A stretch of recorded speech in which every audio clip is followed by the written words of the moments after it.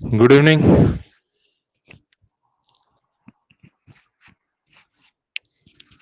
एक minute.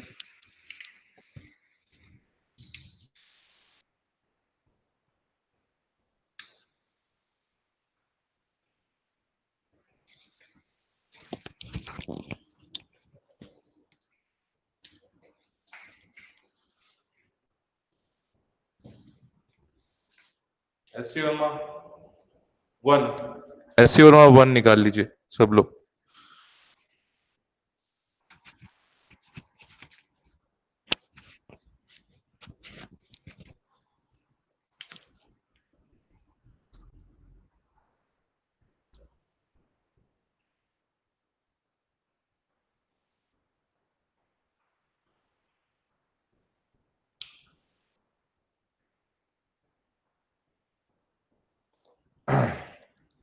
Okay, start करते हैं।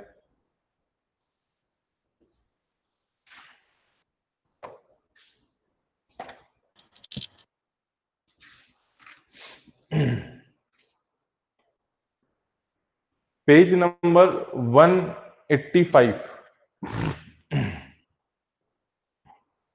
Page number 185, question number 9।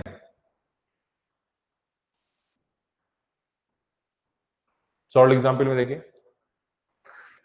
A ladder show in the figure 10W6 has a negligible mass or rest on a frictionless floor.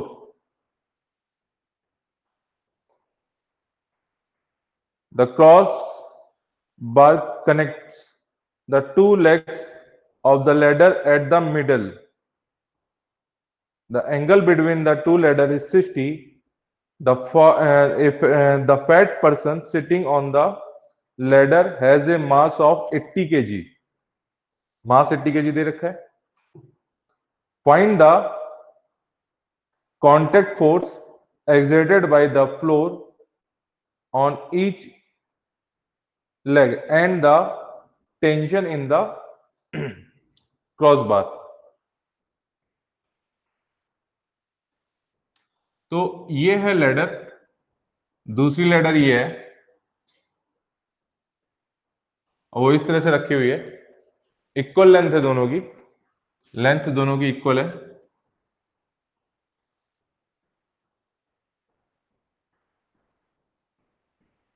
पहली ladder ये रखी है and दूसरी ladder ये रखी है।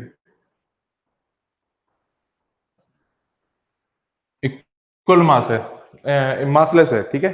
और वो मिडिल से यूं बंधा हुआ है, ठीक है। और यहाँ पे एक फैट आदमी बैठा हुआ है, एक फैट पर्सन ये बैठा हुआ है, उसका मास है 80 केजी।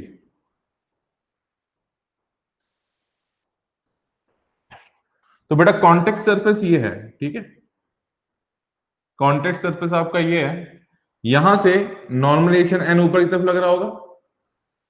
जो नॉर्मलाइजेशन लगता है वो हमेशा ऊपर की तरफ लगता है कॉन्टेक्ट सरफेस से। तो यहां से N1 लग रहा होगा और यहां से N2 लग रहा होगा। वैसे तो दोनों में सेम लगेगा, लेकिन मैं यहाँ पे मान के चलता हूँ अभी N1 equal N1 and N2 force लग रहा है, ठीक है। और यहाँ पे ये थ्रेड बंधी हुई है, इसमें एक टेंशन T है। तो उसने पूछा है what is the value of N1, N2 and tension T। This is the question.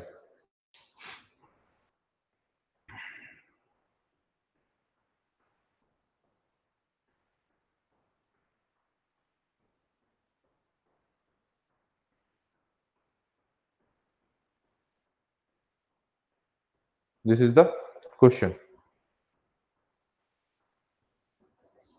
Angle दे रखा है उनके बीच में 60 डिग्री। ये एंगल दे रखा है 60 डिग्री, ओके। 60 डिग्री दे रखा है।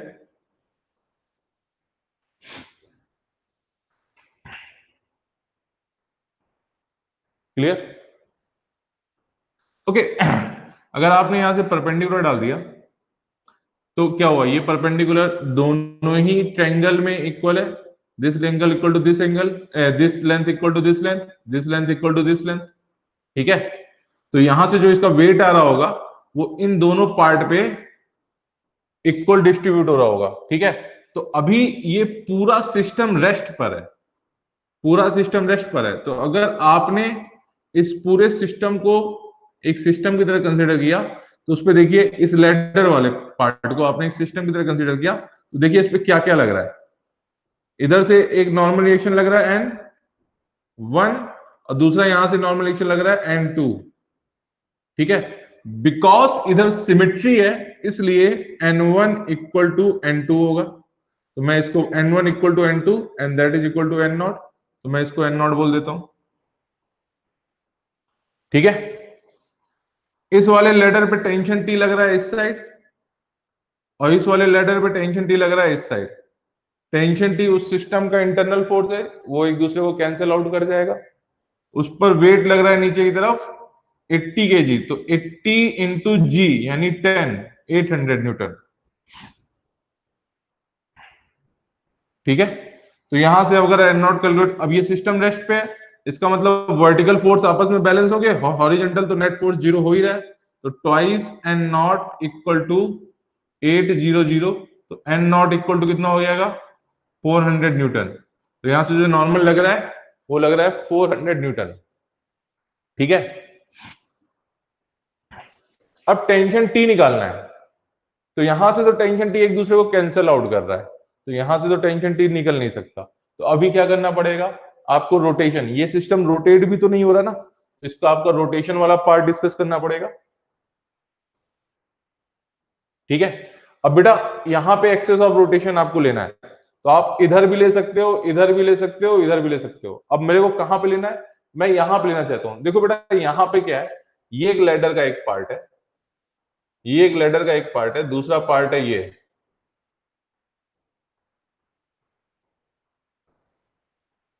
ठीक है, तो इस पर ये वाली लेडर नंबर 1 हो गई और ये लेडर नंबर 2 हो गई। ठीक है, तो लेडर नंबर 1 लेडर नंबर 2 पे एक नॉर्मल रिएक्शन एन प्राइम लगा रही होगी, कांटेक्ट फोर्स, और एक्शन रिएक्शन से सेकंड वाली भी N1 पे एक एन प्राइम लगा रही होगी, कांटेक्ट फोर्स।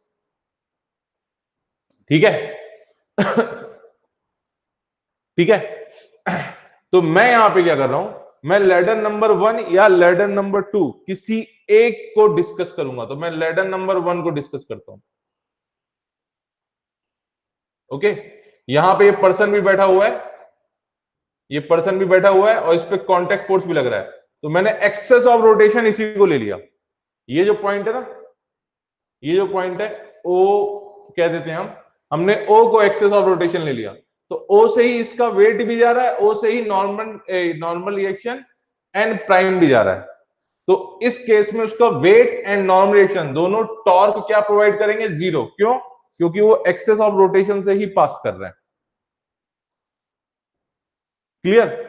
अब इस पे और कौन कौन सा फोर्स लग रहा है, दूसरा फोर्स इस पे लग रहा है, टेंशन टी इस साइड, केवल इस वाले एक लेडर को डिस्कस किया हमने, केवल एक लेडर को डिस्कस किया है। ठीक है, तो टेंशन टी इस साइड और नॉर्मल रिएक्शन एन इस साइड, तो एन कितना हो गया 400, ये एंगल कितना हो गया 30 डिग्री।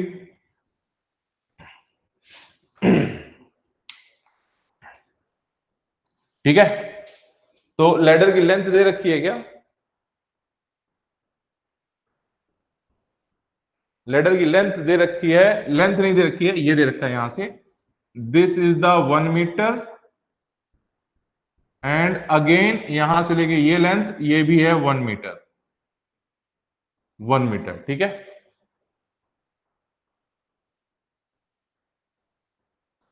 तो ये टोटल लेंथ कितनी हो गई, ये टोटल लेंथ हो गई 2 मीटर की लेंथ हो गई। अब ये टॉर्क किसके अबाउट लग रहा है, इसके अबाउट निकालना है, तो फोर्स का डायरेक्शन है ये और perpendicular distance, this is the torque, force into perpendicular distance, तो ये लेंथ है 2, ये लेंथ है 2, ये एंगल है 30, तो ये एंगल भी 30 हो गया क्या।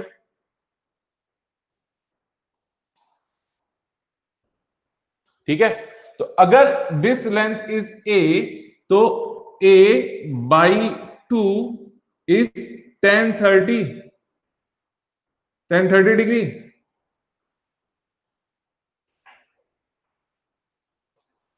तो tan 30 की वैल्यू कितनी होती है 1/√3।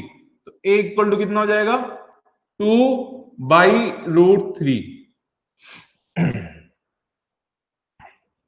ओके, अब ये टॉर्क उस लैडर को क्लॉकवाइज घुमाने की कोशिश कर रहा है। देखिए ये फोर्स हो गया, ये परपेंडिकुलर डिस्टेंस हो गया, राइट हैंड रूल से क्या हुआ, ये क्लॉकवाइज उसको घुमा रहा है क्या, तो क्लॉकवाइज घुमा रहा है। और ये टेंशन उस, अब टेंशन क्या हुआ, टेंशन का डायरेक्शन इस साइड है और एक्सेस ऑफ रोटेशन से परपेंडिकुलर डिस्टेंस है ये, ठीक है। What is this length, this is the 1 meter, ये 1 मीटर होगी ना, देखिए ये 1 मीटर है तो ये भी 1 मीटर होगी, 1 मीटर होगी ना, तो 1 मीटर, तो ये टॉर्क उसको एंटी क्लॉकवाइज घुमाने की कोशिश करेगा, तो नेट टॉर्क बैलेंस हो जाएगा।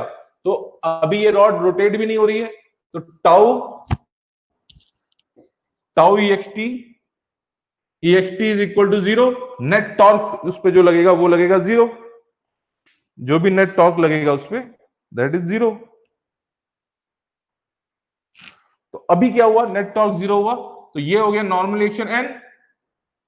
नॉर्मलाइजेशन एन कितना आया था आपका, आया था 400 into this perpendicular distance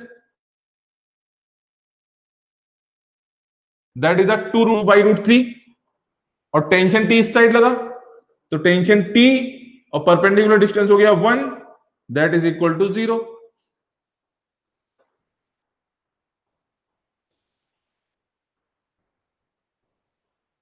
that is equal to 0। तो टेंशन टी कितना हो गया आपका, टेंशन टी इक्वल टू हो गया 800/√3 न्यूटन, ठीक है।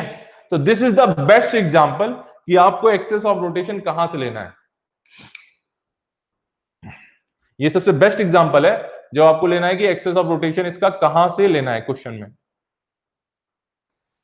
ओके, मैं आपको यहां पे इस क्वेश्चन में एक होमवर्क देता हूं। मैं कहता हूं कि ये जो नॉर्मल रिएक्शन एन प्राइम है ना, जो दो लेडर्स आपस में कांटेक्ट में एक दूसरे पे लगा रही थी, एन प्राइम, तो what is the value of N prime.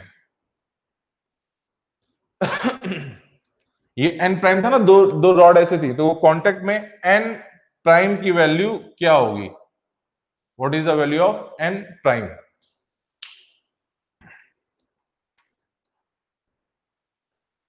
समझ में आया, समझ में आया।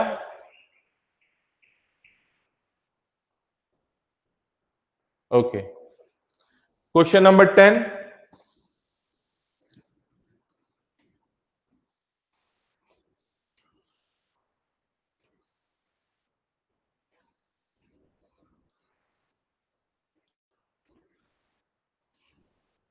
क्वेश्चन नंबर 10,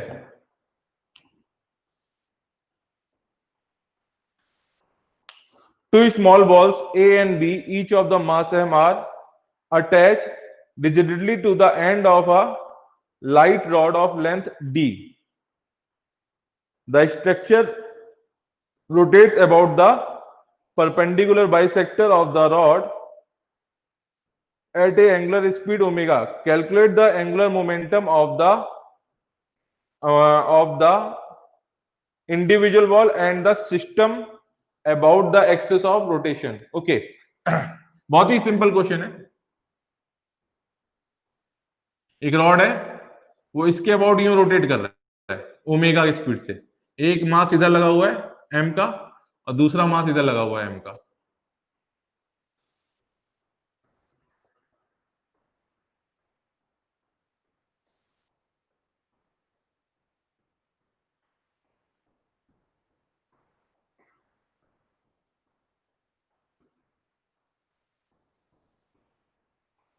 ठीक है, इसमें रॉड का मास नहीं दे रखा है, रॉड का मास नहीं दे रखा है, तो इसका मतलब हम उसका मास 0 कंसीडर करेंगे। The mass of the rod is 0, ठीक है। अगर मान लो 0 नहीं भी दिया होता तब भी आप कैलकुलेट कर सकते थे, बहुत ही टफ नहीं था। तो एक्चुअली में कैसे हो गया यहाँ पे, अब इसका मोमेंट ऑफ इनर्शिया क्या हुआ, एक रॉड का निकाल लो, यानी एक ब्लॉक का निकाल लो, इसका निकाल लो केवल इसी का, तो इसका मोमेंट ऑफ इनर्शिया आई कितना हो गया, इसका मास m और ये डिस्टेंस हो गई L/2, टोटल लेंथ L है ना उसकी, टोटल लेंथ है उसकी एल, ये डिस्टेंस होगी L/2, तो वो हो गया m L/2 का स्क्वायर, मोमेंट ऑफ इनर्शिया हो गया। तो एंगुलर मोमेंटम p कितना हो गया, L से रिप्रेजेंट करते हैं। एंगुलर मोमेंटम L कितना हो गया उसका, I इंटू ओमेगा, तो कितना हो जाएगा mL² इंटू ओमेगा। इसका भी moment of inertia angular momentum वही हो गया, कितना mL² इंटू ओमेगा। तो net moment of inertia, net angular momentum कितना हो जाएगा mL²/2 into omega.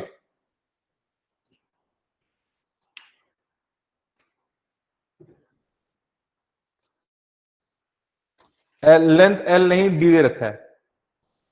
Question number 12 बेटा बहुत ही अच्छा क्वेश्चन है, क्वेश्चन नंबर 12 इसको समझना है, क्वेश्चन नंबर 12 को।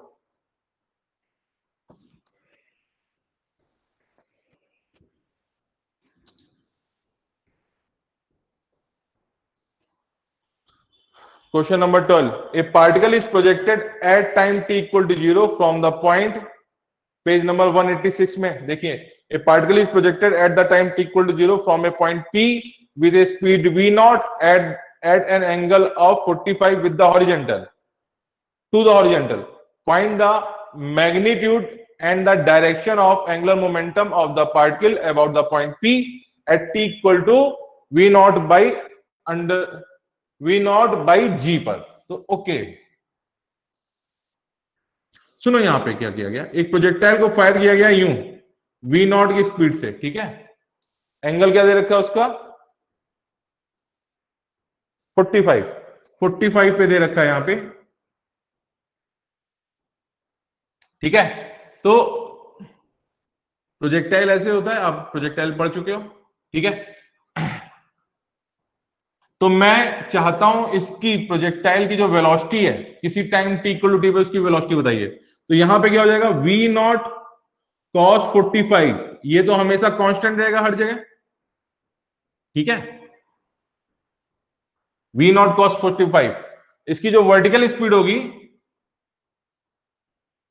वो चेंज हो सकती है। तो क्या हो जाएगा, आप वर्टिकल में y एक्सिस में मोशन को डिस्कस कर ले, तो v equal to u plus at.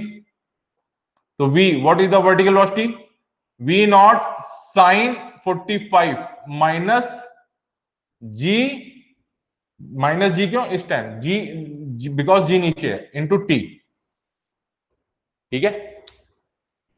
तो this is the V Y and what is the V X equal to we nought cos 45. So what is the velocity vector at any time t equal to t? That is the vx I cap plus vy j cap. Velocity vector किसी भी time पे यही हो जाएगा ना, vx I cap plus vy j cap. तो what is the vt, equation लिख लो अब यहां पे, vx कितना हो गया v नॉट साइन 45, तो साइन 45 की वैल्यू 1/√2 minus ji T I cap plus v not by √2 J cap, okay. ये उसकी वेलोसिटी हो गई। तो what is the momentum p, p equal to हो जाएगा m इंटू वेलोसिटी v, तो यहां m से मल्टीप्लाई कर दिया आपने, तो ये हो जाएगा v not by √2 minus ji T I cap plus v not by √2 J cap, ठीक है, ठीक है। अब उसने पूछा आपसे एंगुलर मोमेंटम, तो what is the angular momentum L equal to R cross P, R cross P. तो अब इस पॉइंट का आपको पोजीशन वेक्टर निकालना, तो बेटा पोजीशन वेक्टर ये हुआ ना, पोजीशन वेक्टर, अगर ये सब साफ कर देता हूं मैं यहां से, तो ये हुआ ना पोजीशन वेक्टर, ठीक है। एनी टाइम टी पे ये डिस्टेंस कितना हो जाएगा, that is the V X into time T, और ये क्या हो जाएगा, ये जो वर्टिकल पोजीशन होगी उसके लिए क्या लगाओगे, S Y equal to U X T minus half G T square, vertical displacement के लिए, क्योंकि पोजीशन वेक्टर आर क्या होगा, पोजीशन वेक्टर आर होगा आपका R X I cap plus are Y J cap ना, तो R Y is what, vertical displacement ना, तो यहां से कितना हो जाएगा, what is the you,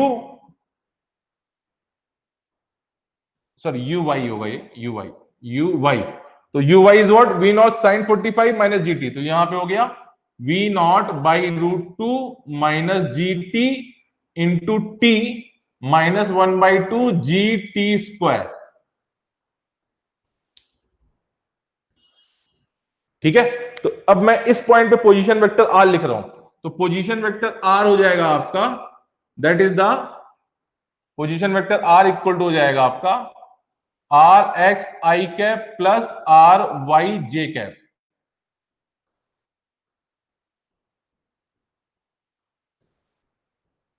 vertical में था यू वाई होगा, हाँ यू वाई है ये, ठीक है। तो what is the r x, this is the r x, this is the r x, that is v x not, तो ये क्या हो जाएगा, v x is what, we not cos 45, तो हो जाएगा v not by root two into t into v not by root two t into i cap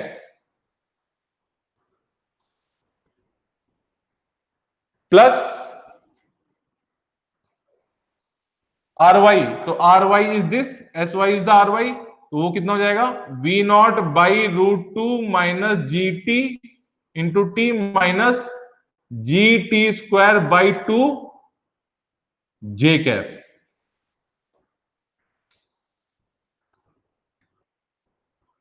ठीक है। तो this is the r, this is the r position vector and this is the momentum p, this is the momentum p, तो what is the angular momentum, L equal to हो जाएगा आपका are cross P. अब बेटा मैं are cross P नहीं निकाल रहा हूं, अब आप आर क्रॉस पी निकाल सकते हो, डायरेक्शन कैसे निकालोगे, this is the R and this is the P, तो आर क्रॉस पी इनसाइड हुआ ना, तो विदाउट कैलकुलेशन में डायरेक्शन तो बता ही सकता हूं कि डायरेक्शन इज इनसाइड, तो डायरेक्शन उसका इनसाइड हुआ, अब आर क्रॉस पी निकाल लोगे आपका आंसर आएगा, ठीक है। समझ में आया,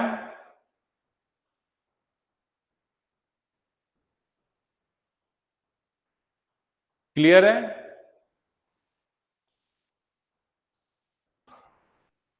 okay. That was question number 12, ठीक है। अब देखो उसने किस मोमेंट पे पूछा था, जब आर क्रॉस पी निकाल लोगे तो उसने पूछा था तुम्हें बताना है at t equal to we not by g पर, तो बस जो आंसर है उसमें t equal to we not by g put कर दो, या फिर आप यहां पर भी t equal to we not by g put कर सकते हैं, ठीक है, आंसर आ जाएगा दोनों ही केस से, या तो आप कैलकुलेशन करने के बाद उसको वैल्यू पुट करो, या फिर इनिशियली यहां पे ही पुट करके उसको क्रॉस करो, दोनों से ही आंसर आ जाएगा। तो मैं तो ये कहूंगा कि बेटर है कि आप उसको क्रॉस करने के बाद उसकी वैल्यू पुट करें। क्वेश्चन नंबर 12 था ये, question number 13, a uniform circle dish of mass 200 gram and radius of 4 centimeter is rotated about one of its diameter at an angular speed of 10 radian per second. Find the kinetic energy of dish and the angular momentum about the axis of rotation.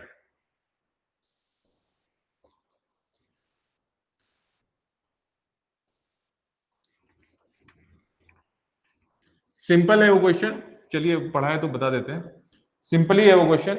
एक dish है, एक dish है, ठीक है, वो अपने axis के about, diameter या एक्सिस के अबाउट रोटेट कर रही है, डिश का मास है एम, रेडियस है आर, मास है एम, रेडियस है आर, तो उसका मोमेंट ऑफ इनर्शिया कितना हो जाएगा, एम आर स्क्वायर बाई 4, ठीक है, इसका moment of inertia M are square by 4 होगा। अब इसमें कंफ्यूजन नहीं होना चाहिए बेटा, इसका moment of inertia M are square by 4 होगा, ठीक है। तो ऐसे रोटेट कर रही है, ओमेगा से रोटेट कर रही है, ठीक है।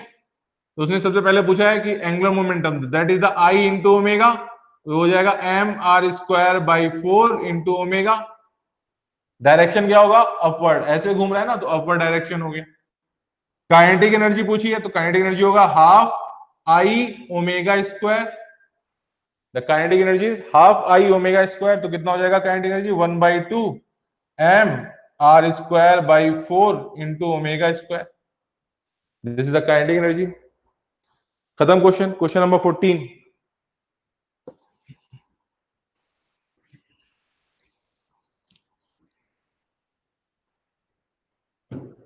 Question number 14, a wheel rotates at an angular speed of 20 radian per second is brought to the rest by a constant torque of 4 constant torque in 4 seconds. If the moment of inertia of the wheel about the axis of rotation is 0.2, find the work done by the torque in the first 2 seconds. सुनो बेटा, work done मैंने आपको नहीं बताया था, work done मैंने आपको नहीं बताया था। वर्क डन का एक जो प्रीवियस ईयर में वर्क पावर एनर्जी का पढ़ा था उसका थोड़ा सा रिवीजन ले लेते हैं। तो अगर एक ब्लॉक है, ठीक है, उस पर अगर एक फोर्स एफ लग रहा होता था, ठीक है, और उसका डिस्प्लेसमेंट अगर एक्स होता है, एक्स होता है, ठीक है, और अगर ये फोर्स एफ कांस्टेंट है तो वर्क डन कितना हो जाता था, vector F dot vector x. ये हुआ क्या, vector F dot vector x, तो ये आपका वर्क डन हुआ उसका, ठीक है।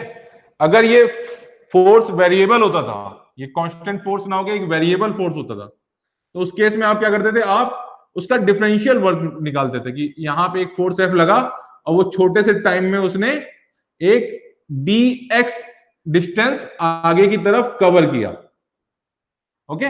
तो इस केस में वर्क डन आता था W equal to F vector F dot D X, ठीक है।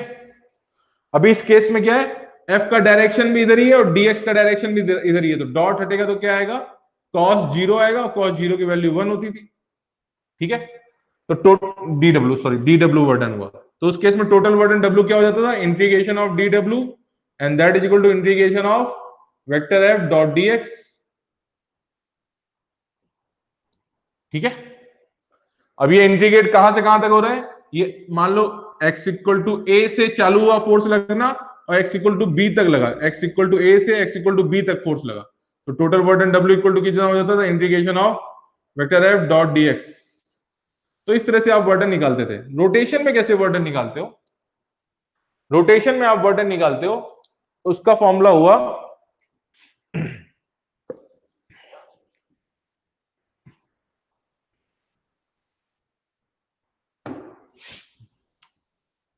मान लेते हैं, एग्जांपल कंसीडर करते हैं, ये एक रॉड है, इस पे एक टॉर्क लग रहा है, यहां पे एक फोर्स लगा जिसकी वजह से उसमें एक टॉर्क जनरेट हुआ, टाउ, ठीक है। तो जब ये टॉर्क जनरेट हुआ तो वो रॉड रोटेट करने लगी, रॉड रोटेट करने लगी, तो उसने यहां पर एंगल थीटा कवर किया, थीटा एंगल कवर किया। अगर वो फोर्स कांस्टेंट है, उसकी पोजीशन यहां पर जहां पे लग रहा है वो भी कांस्टेंट है, तो अगर टॉर्क कांस्टेंट है तो W इक्वल टू हो जाता है tau dot theta, vector theta. तो देखो यहां पे टाउ का डायरेक्शन क्या है, टाउ का डायरेक्शन भी आउटसाइड है और एंगुलर डिस्प्लेसमेंट थीटा भी आउटसाइड है, तो उस केस में टॉर्क भी बाहर और एंगुलर डिस्प्लेसमेंट भी बाहर, तो ये डॉट हटके वहां पे क्या आएगा, कॉस जीरो आएगा, क्या कॉस जीरो आएगा, और कॉस जीरो की वैल्यू 1 हुई। तो what is the basic formula, तो यहां पे W इक्वल टू हो गया tau vector tau dot vector theta, dot product होगा तो यहां पे जो वर्डन आएगा W वो एक स्केलर क्वांटिटी आएगी, ओके। अभी अभी दूसरा केस क्या है कि अगर फोर्स इस साइड लग रहा है, टॉर्क इधर लग रहा है और रॉड उल्टा रोटेट हो रही है, लेकिन रॉड उल्टा रोटेट हो रही है, तो टॉर्क का डायरेक्शन क्या हो गया, टॉर्क का डायरेक्शन हो गया आउटसाइड और एंगुलर डिस्प्लेसमेंट का डायरेक्शन हो गया इनसाइड। तो उस केस में डॉट हटके क्या आएगा, W आएगा आपका tau theta cos 180 and that is equal to negative minus tau theta.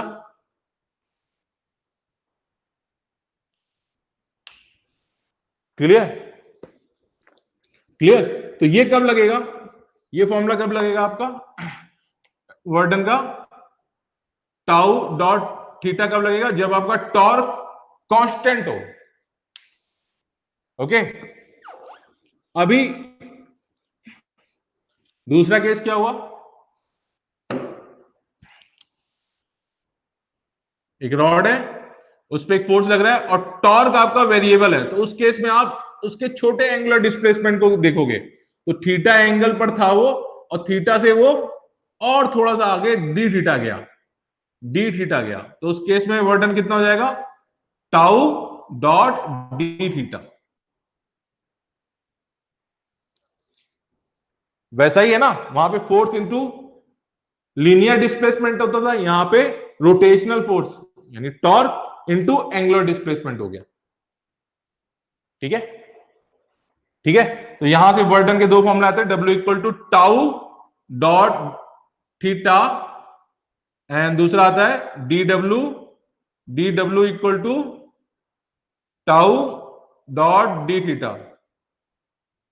और उसको इंटीग्रेट कर लिया आपने दोनों साइड, तो वर्डन आ गया। तो इस केस में वर्डन कितना आता है, वर्डन आता है integration of tau dot D theta. They are two formulas, ये एक वेरिएबल टॉर्क के लिए और ये एक कांस्टेंट टॉर्क के लिए। ठीक है, डायरेक्शन का आपको ध्यान रखना है, टॉर्क का डायरेक्शन है, इस केस में टॉर्क का डायरेक्शन क्या है, पॉजिटिव है, और डिस्प्लेसमेंट का भी डायरेक्शन पॉजिटिव है, तो यहां पे डॉट हटा के आप cos 0 रख दोगे जो कि 1 है। लेकिन अगर यही डिस्प्लेसमेंट नीचे हो रहा होता और टॉर्क ऊपर की तरफ ऐसे आउटसाइड लग रहा होता और डिस्प्लेसमेंट इनसाइड होता, डिस्प्लेसमेंट दिखता ऐसे है लेकिन डायरेक्शन उसका इनसाइड है, तो उस केस में cos 180 आता है and the value of cos 180 is -1। ठीक है, तो क्वेश्चन नंबर 14, अभी क्वेश्चन नंबर 14 अटेंड करते हैं।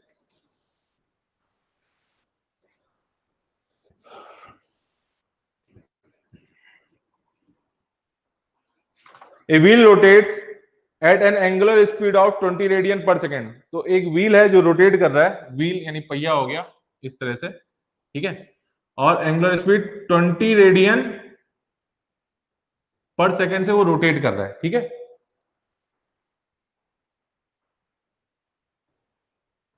Brought to the rest by a constant torque of in 4 second. तो अच्छा सुनिए, अगर ये इस साइड रोटेट कर रहा है, ओमेगा इस साइड है, तो टॉर्क का डायरेक्शन अब इधर नहीं होगा, नहीं तो क्या होगा, वो ओमेगा को बढ़ाने लगेगा ना। अगर टॉर्क इधर हो गया, अगर फोर्स इस साइड हुआ और टॉर्क का डायरेक्शन भी ऐसे हुआ, तो ऑलरेडी उसमें स्पीड है, तो क्या करेगा वो टॉर्क, उसकी स्पीड को बढ़ाने लगेगा ना। और टाउ इक्वल टू कितना, tau equal to I alpha हुआ ना, moment of inertia into alpha हुआ, एंगुलर एक्सीलरेशन। तो ओमेगा का डायरेक्शन भी ऐसे है, और अगर आपका एंगुलर एक्सीलरेशन का डायरेक्शन भी ऐसे, तो वो स्पीड इंक्रीज करने लगेगी ना। तो ऑफ कोर्स क्वेश्चन में जो उसने दे रखा है वहां पे टॉर्क उसके अपोजिट लग रहा है, तभी तो क्या हुआ, अल्फा का डायरेक्शन इधर हो गया, ओमेगा का इस साइड है, अल्फा का इस साइड है, तो वो अल्फा उस ओमेगा को कम करेगा। ठीक है, a wheel rotates at the angular speed of 20 radian per second brought to the rest by a constant torque in 4 seconds. The moment of inertia of the wheel about the axis is 0.2 kg meter square. तो moment of inertia उसका दे रखा है उसने already, तो 0.20 kg meter square दे रखा आई की value. Okay, 4 second में ये व्हील रुक जाता है, 4 सेकंड बाद ये व्हील रुक गया, ओमेगा 0 हो गया, तो यहां से क्या करोगे, omega final equal to omega initial plus alpha T लगा दिया, ओमेगा फाइनल हो गया 0, ओमेगा इनिशियल कितना दे रखा है 20 रेडियन पर second plus alpha T 4 second, तो अल्फा इंटू 4 इक्वल टू कितना हुआ 20 माइनस, तो अल्फा इक्वल टू आ गया -5 रेडियन पर सेकंड स्क्वायर। ये उसका एंगुलर एक्सीलरेशन हो गया। एक्चुअली में एंगुलर एक्सीलरेशन नहीं हुआ है, निगेटिव साइन है, तो इसका मतलब वो एंगुलर रिटार्डेशन हो गया। ठीक है, तो what is the torque, tau equal to हो जाएगा आपका आई इंटू अल्फा, तो टॉर्क इक्वल टू हो जाएगा आई कितना हो गया 0.20 इंटू -5, तो ये हो जाता है 1 न्यूटन मीटर माइनस।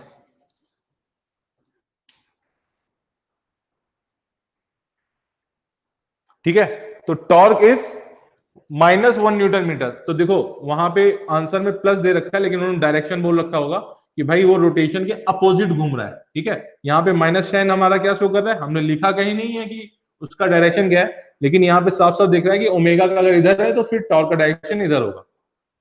ठीक है, ओके, तो the torque is constant, constant torque आया। ठीक है, कांस्टेंट टॉर्क उसने बोला था, तो टॉर्क यहाँ पे कांस्टेंट आया। उसने अब पूछा है कि कितना वर्क डन किया, तो W इक्वल टू कितना हुआ, W इक्वल टू हो गया टाउ डॉट थीटा।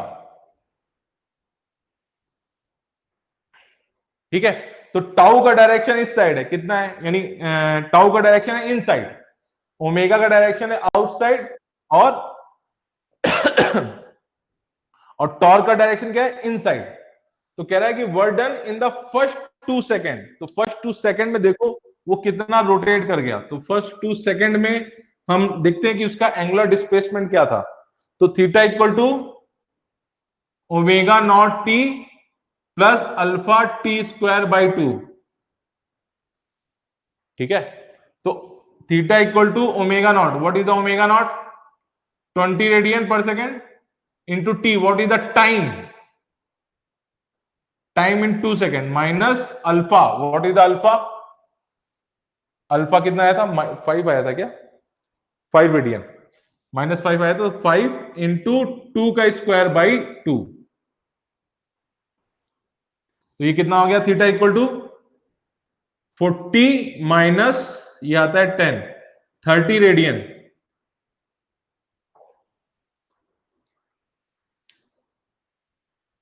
ठीक है, 30 रेडियन। तो what is the work done, work done is the torque into angular displacement. अब देखो बेटा, टॉर्क का डायरेक्शन अंदर की तरफ, और वैल्यू आई थी 1, वो निगेटिव साइन क्या शो कर रहा है, वो निगेटिव साइन शो कर रहा है कि वो अंदर की तरफ है। ठीक है, और डिस्प्लेसमेंट था बाहर की तरफ। तो अभी यहां पे टॉर्क लगा देंगे आप, वर्क डन इक्वल टू कितना हो जाएगा, टाउ डॉट डी थीटा। तो टाउ की वैल्यू, अब इसका मैग्नीट्यूड क्या हुआ, magnitude of tau into magnitude of theta into cos, what is the value between them. अब ये थीटा था पॉजिटिव और टॉर्क था निगेटिव, तो एंगल बिटवीन देम इज 180, तो कॉस 180। तो ये हो गया 1 × 30 निगेटिव। ठीक है, ठीक है, निगेटिव जूल आंसर। समझ में आया बेटा, यहाँ पे डायरेक्शन का ध्यान रखना, वर्ड डन वाले केस में आपको डायरेक्शन का ध्यान रखना होगा हमेशा, नहीं तो क्वेश्चन गड़बड़ हो सकता है। इसमें यही कॉन्सेप्ट है, यहीं पे मैक्सिमम मिस्टेक करते हैं बच्चे की, आप डायरेक्शन का ध्यान नहीं रखते। क्वेश्चन गलत हो जाता है। क्वेश्चन नंबर 14, क्वेश्चन नंबर 15 मैंने आपको बता दिया था।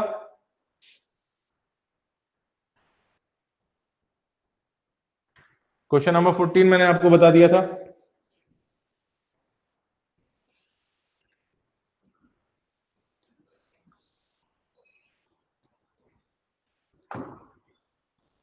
ठीक है, क्वेश्चन नंबर 15 आपका हो चुका था। Question number 16, question number 16, figure show a mass m placed on a frictionless horizontal table attached by a string passes through a small hole of the surface. You see the mass m is in the circle of radius r naught and speed is of v naught. If the free end of the string is held by a person, the person pull on the string slowly to decrease the radius of the circle to r. Find the tension in the string when the mass moves in the circle of radius. बेटा यहाँ पे थोड़ा misprint है, r1 है शायद, वहां पे क्या है, क्वेश्चन नंबर 1 में रेडियस r1 दे रखा है क्या,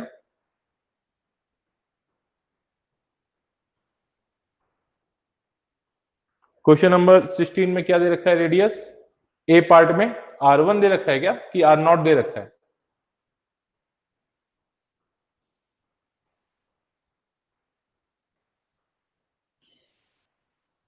hello, r0, okay thank you.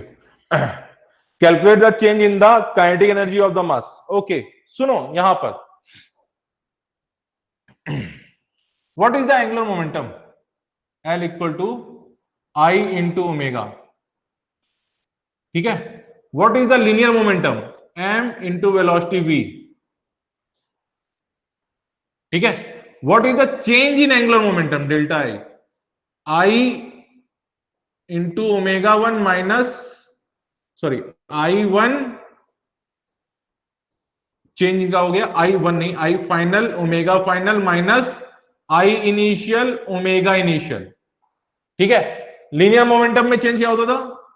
M यानी P final minus P initial हुआ था क्या? P final minus P initial, that is the delta P, ठीक है। अभी इसको टाइम टी से डिवाइड कर देते थे तो वो क्या आ जाता था? फोर्स आ जाता था ना। अगर इसको टाइम टी से डिफरेंशिएट करोगे तो ये क्या आ जाएगा? ये आ जाएगा टॉर्क टाउ। तो what is the torque tau? Rate of change of angular momentum with respect to time T. ये हुआ क्या? Rate of change of angular momentum with respect to time T. Okay, अब मैं यहां से कनेक्ट करता हूं आपको। एक क्वेश्चन पढ़ा था क्या आपने? क्वेश्चन किया था एससी और में, या फिर असाइनमेंट में किया था, जहां पर मुझे याद है कि एक तो ऐसे ट्रॉली होती थी, ये रेल थी, रेल के ऊपर ये ट्रॉली लगी हुई थी, ठीक है। ट्रॉली थी और वो वी वेलोसिटी से जा रही थी आगे, और यहां पर एक ऐसा अरेंजमेंट था कि वहां से मिट्टी गिर रही थी या सैंड उस पर गिर रहा था मास एम से, और वो ट्रॉली आगे जाती जा रही थी। तो क्वेश्चन ये था कि जब वो ट्रॉली पूरी आगे निकल जाती है, पूरी आगे निकल जाती है, तो उसकी वेलोसिटी वी क्या थी? V not. तो उसमें आपने कैसे किया था इस क्वेश्चन को कि भाई ट्रॉली पे वो बॉल यानी वो मिट्टी गिर रही है, बालू गिर रही है, मिट्टी गिर रही है, लेकिन उस ट्रॉली पे उसके मोशन के डायरेक्शन में कोई भी फोर्स नहीं लगा। जो भी फोर्स लगा नीचे की तरफ लगा, उसे नॉर्मल रिएक्शन ने बैलेंस कर दिया, ठीक है। तो अभी इसका ट्रॉली का मास m1 होता था, उसकी वेलोसिटी होती थी v1, और यहां पर इसकी जो मास हो गया वो हो गया m प्लस m, यानी जो सैंड उस पे आ चुका है उसका मास इंटू ट्रॉली का मास v2 हो जाएगा। बिकॉज उसके हॉरिजॉन्टल डायरेक्शन में कोई भी फोर्स नहीं लगा, इसलिए उसका नेट एंगुलर मोमेंटम कंजर्व रहता था। तो आप क्या कहते थे? m1v1 equal to m plus small m into v not. तो what is the v not? V not equal to m1v1 upon m plus small m।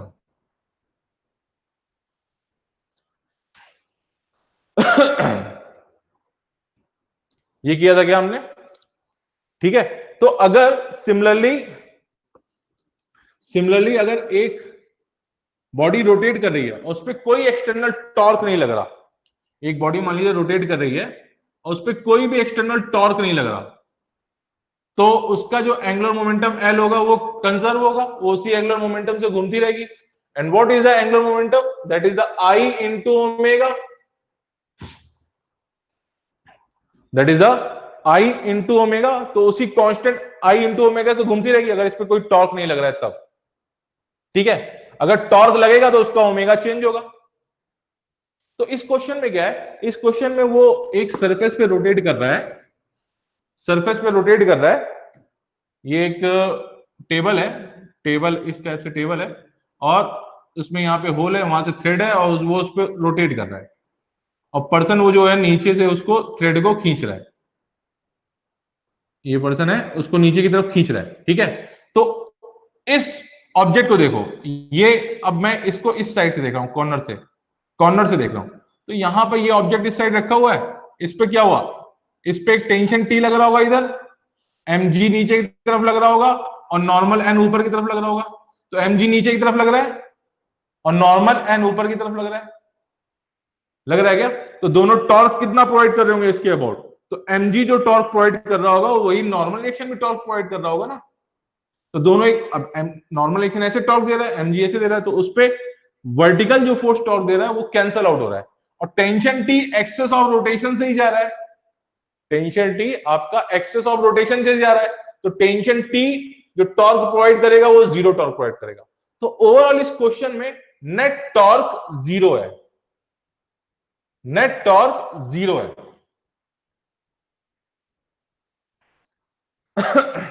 Net torque zero है, तो अगर टॉर्क नेट जीरो हो गया तो इसका मतलब उसका, अगर नेट टॉर्क जीरो हो गया तो वो इंप्लाइज करेगा, इसका मतलब क्या हो गया कि उस बॉडी का आपका एल कांस्टेंट रहेगा, यानी आई ओमेगा की वैल्यू उसकी कांस्टेंट होगी। ठीक है, तो अभी क्या है, अभी आर नॉट है, उसका मास एम, तो मोमेंट ऑफ इनर्शिया कितना हो जाएगा, M R naught square, R naught square omega, initial क्या दे रखा है, ओमेगा नॉट दे रखा है ना शायद,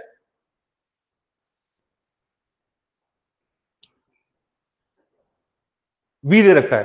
तो ये v स्पीड से घूम रहा है ना, तो v equal to R omega हुआ ना, तो ओमेगा नॉट इक्वल टू कितना हो जाएगा, ओमेगा नॉट इक्वल टू हो जाएगा आपका v not by R naught, omega naught. ठीक है, तो ये हो जाएगा v not by R naught. ठीक है, अब उसको इसको ड्रॉ किया तो उसका रेडियस कम हो गया ना, कुछ रेडियस कम हो गया, अभी रेडियस हो गया आर प्राइम, तो अभी उसका मोमेंट ऑफ इनर्शिया क्या हो जाएगा, एम आर प्राइम का स्क्वायर इंटू वी प्राइम, इस टाइम उसकी स्पीड मान लो वी प्राइम हो गई, तो V prime by are prime, तो ओमेगा, ओमेगा प्राइम क्या हो जाएगा, V prime by are prime, तो यहां पे उसका रेडियस हो गया आर प्राइम, स्पीड हो गई वी प्राइम, तो ओमेगा हो गया V prime by are prime. Because उस पर कोई भी एक्सटर्नल टॉर्क नहीं लग रहा था, जो इसलिए उसका जो इनिशियल एंगुलर मोमेंटम होगा वही उसका फाइनल एंगुलर मोमेंटम भी होगा, तो इसको मैं इक्वल कर दूंगा। एम से एम कट गया, आर नॉट से आर कटा, आर वन से आर वन कटा, तो यहां से क्या आया, r not v not equal to r one r prime, r prime r prime v prime. तो what is the v prime, v prime equal to r not v not by are prime. ठीक है, अब tension T पूछा उसने इस point पे, तो T equal to कितना हो जाएगा, V prime square by are prime, तो कितना हो जाएगा, R naught square V naught square by are prime का स्क्वायर इंटू आर प्राइम, हो जाएगा R naught square V naught square by are prime cube, that is the tension T at this instant. Clear है बेटा, clear है। मैंने क्या किया इस क्वेश्चन में, बिकॉज उस पर कोई भी एक्सटर्नल टॉर्क नहीं लग रहा था, नेट एक्सटर्नल टॉर्क जीरो था, इसलिए उसका एंगुलर मोमेंटम कांस्टेंट रहेगा, तो जो इनिशियल एंगुलर मोमेंटम होगा फाइनल एंगुलर मोमेंटम होगा, तो आई ओमेगा इज ए कांस्टेंट, तो अभी आई प्राइम चेंज हो रहा तो ओमेगा भी चेंज हो जाएगा, तो उनका मल्टीप्लिकेशन कांस्टेंट रहेगा ना, तो वहां से आ गया हमारा। क्लियर है Sejal, Dhruv, Vineet, okay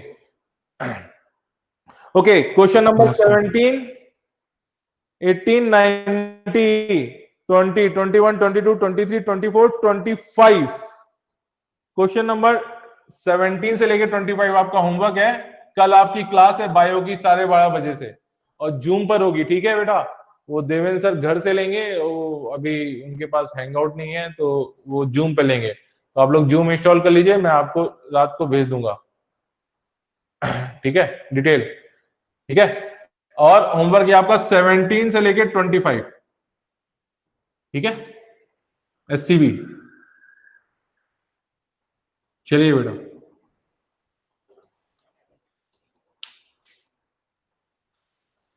good night. हाँ सर।